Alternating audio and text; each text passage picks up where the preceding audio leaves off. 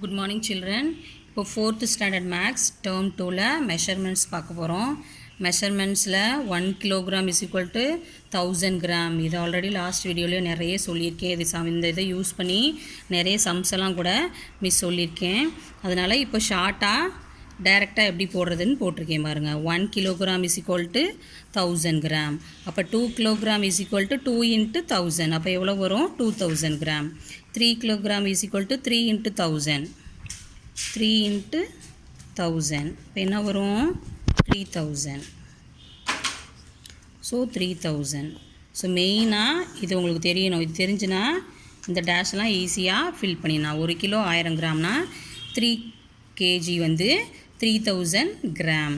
அதே மாதிரி 9 கிலோகிராம் வந்து அப்போது எத்தனை கிராம் கேட்டேன்னா 9 இன்ட்டு 1000. 9 இன்ட்டு 1000 என்ன? 1 9s 9. அந்த ஜீரோவை எப்படியே ஆட் பண்ணிக்கலாம். ஸோ ஈஸியாக போட்டலாம். இப்போ கிலோகிராம்லேருந்து கிராமாக என்ன பண்ணியாச்சு, நம்ம கன்வெர்ட் பண்ணிட்டோம். இப்போது கிராம்லேருந்து கிலோகிராமாக எப்படி போகிறதுன்னு பார்க்கலாம். ஸோ 15000 கிராம் கொடுத்துருக்காங்க. ஸோ கிலோகிராமாக மாற்றணுன்னா டிவைடட் 1000. So 15000 by 1000. இந்த ஜீரோக்கு இந்த ஜீரோ 30 இருக்கு இல்லையா? 30 கேன்சல் பண்ணிட்டோம். அப்போ என்ன வந்திருக்கு?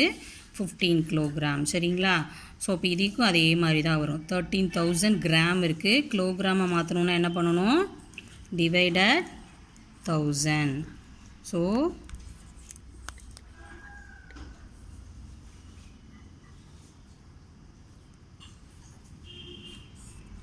1000. இந்த 30க்கு 30 கேன்சல் பண்ணிட்டோம். இந்த பை 1 தேவையில்லை இல்லையா? ஸோ பைக்கு கீழே 1 இருந்தால் அது போடணும்னு அவசியம் இல்லை. மேலக்க நம்பர்ஸை மட்டும் எழுதுனா போகிறோம். ஸோ 13. ஸோ 13000 கிராம் எத்தனை கிலோகிராம்? 13 கிலோகிராம். So 13 kilogram. இப்போ 1000 கிராம் எவ்வளோ கிராம் சொல்லுங்கள்? கிலோகிராம் சொல்லுங்கள். 1000 gram is equal to 1 kilogram. So இது பாருங்கள், இங்கே என்ன வரும்? 1. அதாவது டிவைடட் 1000 இல்லையா? So 1000 divided 1000. ஸோ 30. அப்போ 1. ஸோ அதான் இங்கே எழுதியிருக்கேன். சரிங்களா? இப்போ 11000 கிராம் எத்தனை கிலோகிராம்? டிவைடட் 1000. இப்போ 11000 by 1000. ஸோ 30க்கு 30. ஸோ 11. சரிங்களா? எப்படி கிலோகிராம்ஸாக சேஞ்ச் பண்ணுறதுன்னு புரியுதுங்களா? இப்போது இதில் சில ப்ராப்ளம்ஸ் பார்க்கலாம். ராம் பாட் 3 கேஜி, அதாவது 3 kilogram, 250 gram of tomatoes, 5 kilogram, 110 grams of potatoes, and 3 kg 750 gram of onions. சரிங்களா? What is the total weight of the vegetables? ராம்ன்றவன் சரிங்களா டொமேட்டோஸ், பொட்டேட்டோஸ், ஆனியன்ஸ் 3 வாங்கியிருக்கான். அதோடைய வெயிட் வந்து தனித்தனியாக கொடுத்துருக்காங்க. So what is the total weight of vegetables? டோட்டலாக அந்த full vegetable, இந்த 3 வெஜிடபிளுடைய டோட்டல் வெயிட் எவ்வளோன்னு தான் கேட்டிருக்காங்க. ஸோ அதான் நம்ம இப்போ கண்டுபிடிக்க போகிறோம். ஃபஸ்ட்டு கேஜி, கிராம் 2 கொடுத்துருக்காங்க இல்லையா? ஃபஸ்ட்டு எழுதுறது வந்து கிலோகிராம் தான் எழுதணும். அடுத்தது தான் கிராம் எழுதிக்கணும். இந்த மாதிரி மேலே எழுதிக்கோங்க. இப்போ டொமேட்டோஸ் எவ்வளோ? கேஜி 3. ஸோ கேஜிக்கு நேராக 3. எவ்வளோ கிராம்ஸ்? 250 கிராம்ஸ். ஸோ 250. அடுத்து பொட்டேட்டோஸ் எவ்வளோ? 5 கேஜி. ஸோ கேஜிக்கு நேராக 5. எவ்வளோ கிராம்ஸ்? 110. 0 1 1. ரைட் ஹேண்ட் சைடு இருந்து தான் எழுதணும் எழுதும்போது. ஸோ ஆனியன்ஸ் எவ்வளோ kilogram? 3 kilogram. So 3 KG 750 grams. 0 5 7. சரிங்களா? அப்போ டோட்டல் அப்படின்னாவே என்ன சொல்லியிருக்கேன்? ஆட் பண்ணணும்னு சொல்லியிருக்கேன். ஸோ இங்கே அடிஷன் சிம்பிள் யூஸ் பண்ணுறோம், ஆட் பண்ணுறோம். மொத்தமாக அவன் எவ்வளோ வெயிட்டு வெஜிடபிள்ஸ் வாங்கியிருக்காங்கிறதான் கொஸ்டின். ஸோ ஆட் பண்ணுறோம். ஓகேங்களா? எல்லாமே 0 தான் இருக்குது. ஸோ 0. 5 + 1 = 6. 6 + 5 11. 11க்கு என்ன போடுவோம்? 1 போடுவோம். பேலன்ஸ் இருக்கிற 1. 1 + 2 3. 3 + 1 4. 4 + 7 11. திரும்ப கெயின் 11 தான் வந்திருக்கு. ஸோ 11க்கு 1. இந்த பேலன்ஸ் இருக்கிறது கேஜிக்கு மேலே போடுறோம். ஓகேங்களா? இப்போது கேஜியை கூட்ட போகிறோம்.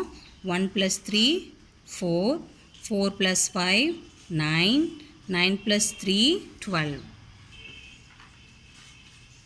இப்போது நீங்கள் எழுதும்போது கிராம்ஸ்க்கு என்ன நேராக இருக்கோ அதை கிராம்ஸில் கரெக்டாக எழுதணும். கேஜி கிலோகிராம்ஸில் என்ன இருக்கோ அது கிலோகிராம்ஸில் எழுதணும். இப்போது எவ்வளோ டோட்டல் வெயிட் ஆஃப் வெஜிடபிள்ஸ் தான் கேட்டிருக்காங்க. So total weight of vegetables எவ்வளோ 12 kg.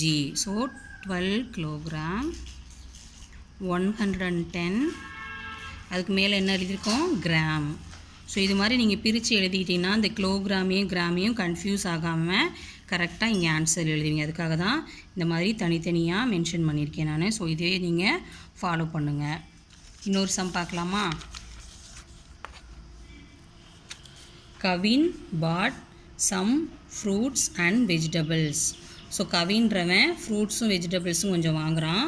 whose total weight is 3 kg 480 gram. If the weight of fruits is 1 kg 657 gram. Find weight of the vegetables. அதாவது கவின்றவன் இப்போது ஒரு கடைக்கு போகிறான். வெஜிடபிள்ஸும் கொஞ்சம் ஃப்ரூட்ஸும் வாங்குகிறான். இப்போது ஃப்ரூட்ஸோட வெயிட் என்னென்னு அவங்க கொடுத்துட்டாங்க.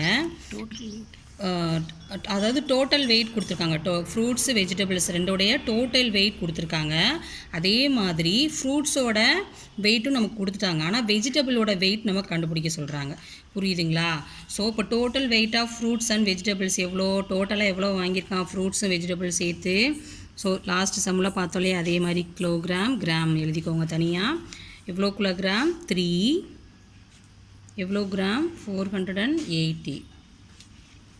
சரிங்களா? இப்போது வெயிட் ஆஃப் ஃப்ரூட்ஸ் எவ்வளோ?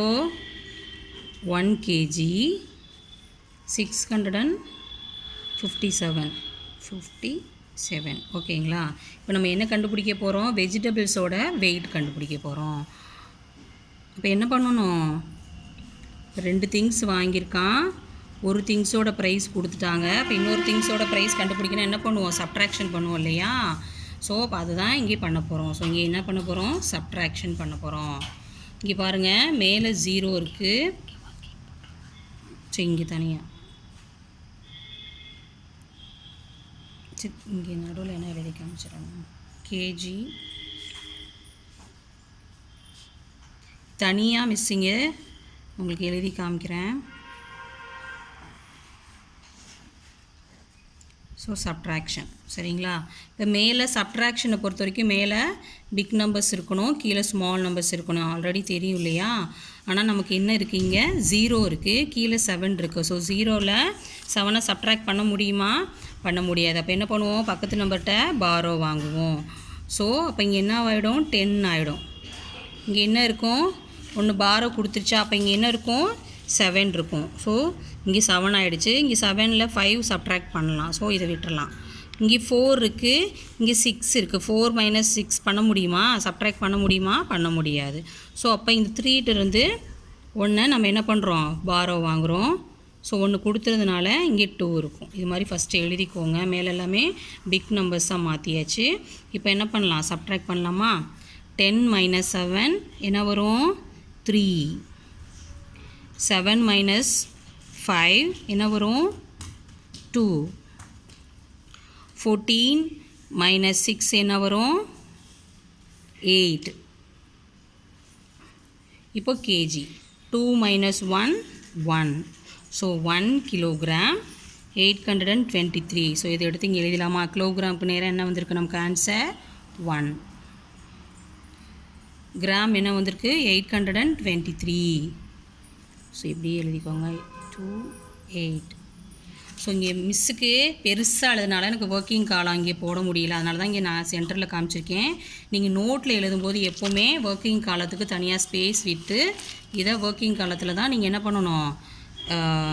ஆட் பண்ணுறதா இருந்தாலும் சரி, சப்ட்ராக்ட் பண்ணுறதா இருந்தாலும் சரி, இந்த ஒர்க்கிங் காலத்தில் தான் நீங்கள் யூஸ் பண்ணிக்கணும். சரிங்களா? இது உங்களுக்கு புரியறதுக்காக நான் சென்டராக எடுத்து உங்களுக்கு காமிச்சிருக்கேன். இப்போது இன்னொரு இது பார்க்கலாம். ஸோ புட், இது என்ன சிம்பிள் சொல்லுவோம்? கிரேட்டர் தென் சொல்லுவோம், less than or equal to. So இந்த சிம்பிள்ஸை யூஸ் பண்ணி சில வெயிட்ஸ் கொடுத்துருக்காங்க. இந்த சிம்பிள்ஸை யூஸ் பண்ண போகிறோம். Put greater than, less than or equal to in the boxes provided below. So இந்த பாக்ஸ் எல்லாம் கொடுத்துருக்காங்க பாருங்கள். இந்த பக்கம் ரெண்டுமே நம்பர்ஸ் கொடுத்து கிராம், கிலோகிராம்ஸ்லாம் எழுதியிருக்காங்க. ஸோ இதில் இந்த சிம்பிள்ஸை இப்போ என்ன பண்ண போகிறோம்? யூஸ் பண்ண போகிறோம். இங்கே பாருங்கள் 50 கிராம் இருக்குது. இந்த பக்கம் 340 கிராம் இருக்குது. அப்போ இங்கே என்ன வரும்? எந்த சிம்பிள் வரும்? கிரேட்டர் தென் வருமா, லெஸ் தேன் வருமா? ஸோ இதுதான் கிரேட்டர் தென். இந்த பெரிய பக்கம் இருக்கு இல்லையா, இது மூக்கு மாதிரி இருக்கா, இது வந்து ஸ்மால் நம்பர்ஸ் பக்கம் தான் இந்த மூக்கு வரும். இது ஞாபகம் வச்சுக்கோங்க. ஸோ இந்த விரிவாக இருக்கு இல்லையா, அகலமாக, இது வந்து பிக் நம்பர்ஸ் பக்கம் தான் வரும். இது வந்து பிக் நம்பர்ஸ் பக்கம் வரும். இந்த மூக்கு வந்து ஸ்மால் நம்பர்ஸை குறிக்கும். ஸோ இதை ஞாபகம் வச்சுக்கோங்க. இப்போது இது வந்து ஸ்மால் நம்பர் இல்லையா, ரெண்டுமே கிராம் தான். ஸோ அப்போ நம்பர்ஸை பார்க்கலாம். இங்கே 50 கிராம் இருக்குது, இங்கே 340 கிராம் இருக்குது. ஸோ அப்போ இதுதான் ஸ்மால் நம்பர். அப்போது எந்த சிம்பிள் வரும்? இந்த சிம்பிள் வரும், லெஸ் தேன் சிம்பிள் வரும். ஸோ ஸ்மால் நம்பர் பக்கம் மூக்கு வரும்னு சொன்னேன் இல்லையா. ஸோ பாருங்கள், இது ஸ்மால் நம்பர், இது விரிவாக இருக்கிறது பிக் நம்பர்ஸ் பக்கம் போயிடுச்சு. இந்த சிம்பிளுக்கு பேர் less than. So less than ஞாபகம் வச்சுக்கோங்க. செகண்ட் சம் பாருங்கள், 640 கிராம் இருக்குது, இங்கே 800 கிராம் இருக்குது. ரெண்டுமே கிராம் தான். ஸோ ஃபஸ்ட்டு கிலோகிராமா கிராமான்னு ஃபஸ்ட்டு அதை பாருங்கள். அதுக்கப்புறம் தான் நம்பர்ஸை நீங்கள் பார்க்கணும். ஸோ ரெண்டுமே கிராமாக இருக்கிறதுனால நெக்ஸ்ட்டு நம்பர்ஸ்க்கு போயிடும். 640 இருக்குது, இங்கே 800 இருக்குது. இது ஸ்மால். இப்போ இது வந்து 800ங்கிறது பிக் நம்பர். அப்போ அகெயின் என்ன வரும்? லெஸ் தேன் தான் வரும். சரிங்களா? இதில் பாருங்கள் 34 கிலோகிராம் இருக்குது, இங்கேயும் கிலோகிராம், இங்கேயும் கிலோகிராம். ஸோ அதனால் நம்பர்ஸ்க்கு இப்போ போயிடலாம். இங்கே 34 கிலோகிராம் இருக்குது, இங்கே 22 இருக்குது. ஸோ 34 பிக் நம்பர் இல்லையா, 34ங்கிறது அதிகமான வெயிட், 22ங்கிறது இதை விட சின்னது. ஸோ அப்போ இங்கே என்ன இது யூஸ் பண்ணுவோம்? கிரேட்டர் தேன் சிம்பிள் யூஸ் பண்ணுவோம். ஸோ பிக் நம்பர்ஸ் பக்கம் வந்துருச்சு. இது ஸ்மால் நம்பர்ஸ் பக்கம் போயிடுச்சு பாருங்கள். நெக்ஸ்ட்டு பாருங்கள், 1000 கிராம், இங்கே 1 கிலோகிராம், இங்கே கிராம், இங்கே கிலோகிராம். பட் நம்பர்ஸ் போங்க, இங்கே 1000 கிராம், இங்கே 1 கிராம். ஸோ 1000 கிராம் சேர்ந்ததுன்னா 1 கிராம். ஸோ சேம் வெயிட் தானே. So 1 gram is equal to 1000 கிராம்னு படிச்சிருக்கோம் இல்லையா. ஸோ ஃபார்முலாஸ்லேயே நம்ம என்ன பண்ணியிருக்கோம், இங்கே பாருங்கள். First 1 kilogram is equal to 1000 gram. So ரெண்டுமே ஈவன் தான். 1 கிலோவை 1000 கிராம் சொன்னாலும் கரெக்டு தான், 1000 கிராமை 1 கிலோனாலும் கரெக்டு தான். அப்போது ரெண்டுமே ஈவன் வெயிட்டு தான். ஸோ அப்போ இங்கே என்ன யூஸ் பண்ணுவோம்? So 1 kilogram is equal to 1000 gram. ஈக்குவல்ட்டுனாவே இங்கே என்ன வந்திருக்கு, என்ன சிம்பிள் யூஸ் பண்ணியிருக்காங்க? Equal to.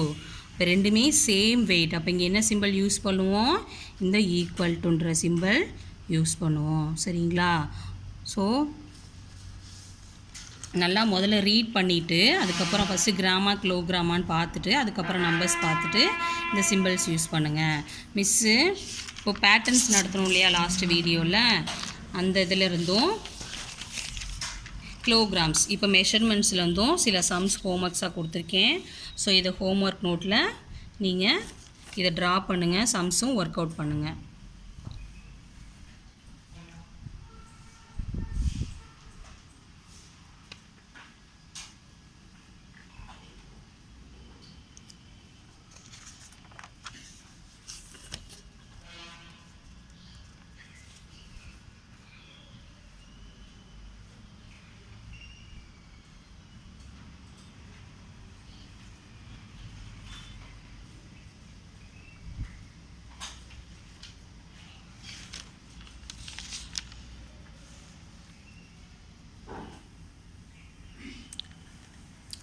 இது மட்டும் நான் சொல்லிடுறேன் ஒரு time.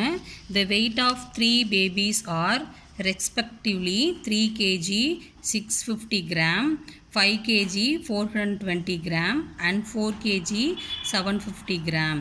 Find the total weight. அதாவது ஒரு 3 பேபியோட வெயிட் கொடுத்துருக்காங்க. இது ஃபஸ்ட்டு பேபியோட வெயிட், இது செகண்ட் பேபியோட வெயிட், இது தேர்ட் பேபியோட வெயிட். சரிங்களா? இப்போ இந்த 3 பேபியோட டோட்டல் வெயிட் தான் கேட்டிருக்காங்க. டோட்டல் அப்படின்னாவே என்ன சொல்லியிருக்கோம்? அடிஷன் அப்படின்னு சொல்லியிருக்கோம்.